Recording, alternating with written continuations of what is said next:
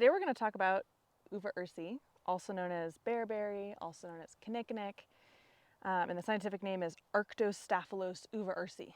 And uva-ursi actually means kind of bear berry or bear grape. And interestingly enough, it's in the blueberry family. So all the blueberry family plants have those little kind of urn, lantern, cup flowers. Oh, hello butterfly. And then they have berries, most of them, many of them. And so this is a berry of that Uva-ursi plant, and these aren't ripe yet, so they'll turn red when they're ripe.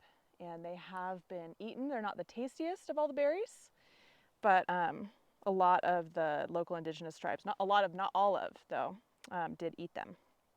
However, this plant is more of a medicine, and it's the leaf that's used. And interestingly, it's actually one of the main smoking herbs of the local indigenous people here in the Pacific Northwest. And it's actually supposed to kind of make you feel a little funny. I've never smoked it before, so you'll have to try it out. And you can actually find, like if you're going on Etsy, you could find like Kinnickinnick smoking blend, and that kind of stuff. As an herbalist, I'm using this more for physical health issues, right? So this is one of the main herbs for urinary tract infections and bladder infections in our bioregion. And the reason that it's used for that is, number one, it's astringent, which when you have infections going on, you want to kind of clean up the water in an area. And so if you taste the leaf, which always, assuming you know it's not toxic, right? Like never put something in your mouth you don't know what it is. Rule number one of foraging. But don't be afraid to taste things, because flavor does educate you a lot about what something's for.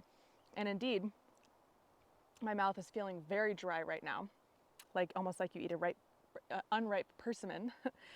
And so that indicates the tannins or the astringent qualities, which means it's going to be drying to the body. This plant also has some volatile oils that when you taste the plant, you don't necessarily taste it because they're kind of subtle, but these volatile oils are specifically ones that are metabolized by the kidneys, and so they go through the bladder rather than kind of the liver and then into the intestines. So that's why this particular plant is used for urinary tract infections specifically.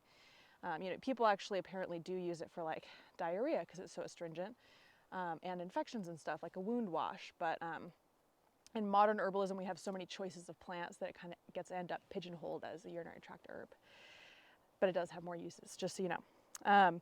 And this is the part that you would harvest. And I want to kind of get a little closer here so we can see that the leaf margin of this is what we call smooth in botany, which means it has no teeth.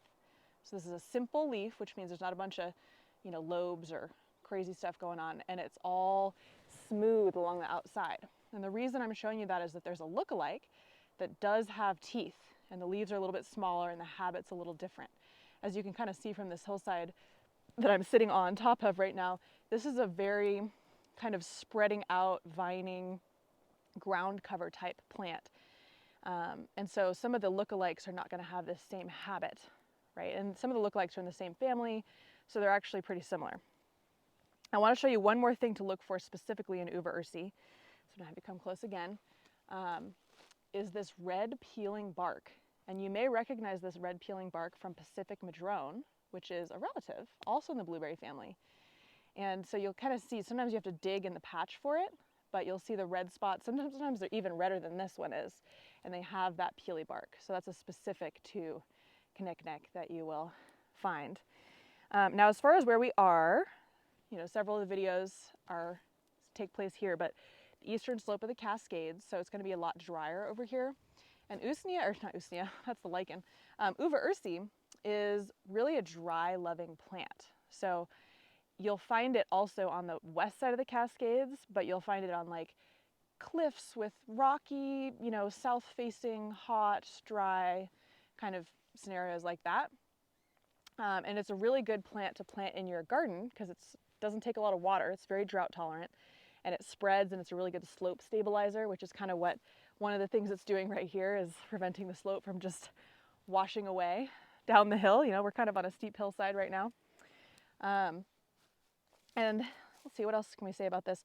Oh, as far as like what to do with this, people drink tea really often, and they'll usually combine it with something else Because one other detail I want to make sure you know is that it can be a little irritating to the stomach when taken in large amounts. So it's kind of a less duration herb, meaning you take it for a week or 10 days or something like that when you have an infection, but you wouldn't be taking this all the time. And you would want to combine it with a demulcent. So marshmallow root is a really common one. And you can kind of tell, like, when I ate that leaf, I can see why. Like, it is really astringent, and there's probably some other compounds in there that the stomach doesn't like so much. And the stomach will start kind of burning a little bit if you eat too much of that. So that is Arctostaphylos uva-ursi, my favorite scientific name of them all. Sounds like a Harry Potter spell. And here we are in its beautiful post-fire dry habitat. Let me know if you have any questions about Uva-ursi. Bye.